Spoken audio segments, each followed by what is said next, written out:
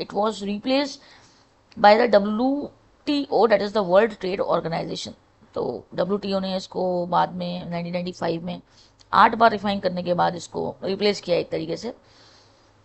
Features की अगर बात करते हैं तो the most favourable nation MFN clause which required a country to provide any privileges, concession and immunities granted to one nation in the trade agreement to all other WTO members countries।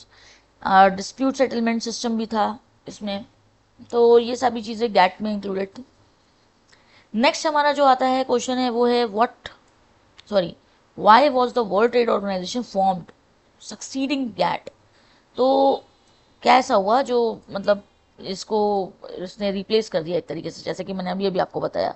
The GATT origins can be traced back to the 1944। उसके बाद like 1947 में ये बनाया था gate, और WTO ने 8 times इसे refine करने के बाद गैट को 8 टाइम्स रिफाइन किया गया है। उसके बाद 1985 में WTO बना। So the WTO was established to provide a stronger institutional foundation and broader scope than GATT। तो GATT से ज़्यादा broader scope जो है वो दे रहा है, and a stronger institutional foundation दे रहा है, incorporating services and intellectual properties into the global trade rules।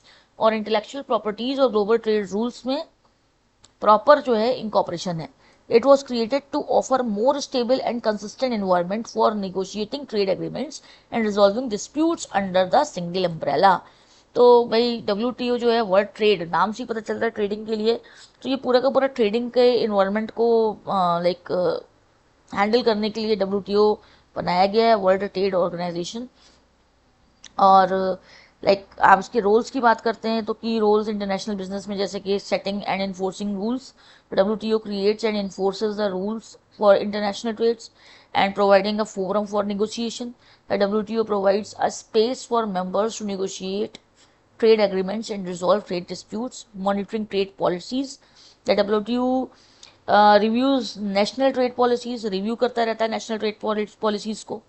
helping developing countries, तो the WTO helps developing countries improve their trade capacity to technical assistance and training. ये हमें आपको पहले भी बता रखा है कि फ्रिक्वेंटली आज क्वेश्चंस में ही मैंने डिस्कस किया था कि किस तरीके से डेवलपिंग कंट्रीज़ और डेवलप्ड कंट्रीज़ उसमें ग्लोबलाइजेशन और इंटरनेशनल बिजनेस के जो इश्यूज होते हैं, जो भी कहा जाता है कि भाई डेवलप्ड कंट्रीज़ को ज़्यादा फेवर दिया जाता है, उससे रिलेटेड मैंने जो बात की थी पिछले वीडियोज़ में, अगर आपने देखा होगा तो।